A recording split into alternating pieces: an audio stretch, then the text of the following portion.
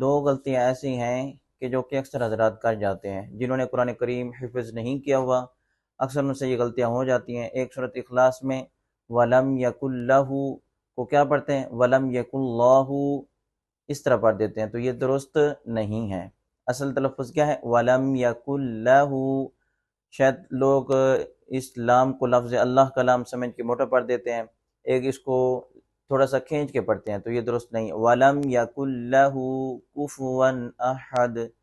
آگے نیچے اشہد ان لا الہ الا اللہ، اشہد ان لا الہ الا اللہ، اس میں بھی اکثر حضرات کیا کرتے ہیں؟ اشہد ان لا الہ الا اللہ، تو یہ درست نہیں ہے۔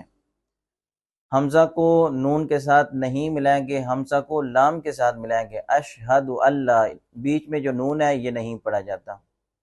آگے ایک اور غلطی ہے، کف ولم یکن لہ کفوا احد، لوگ اس کو کیا پڑھ رہے ہوتے ہیں؟ ولم یکن لہ کفوا احد، تو یہ درست نہیں ہے۔ کوفو کاف کے اوپر پیش ہے، آگے فا کے اوپر بھی پیش ہے، لوگ اس کو ساکن کر دیتے ہیں، کوفو ون احد۔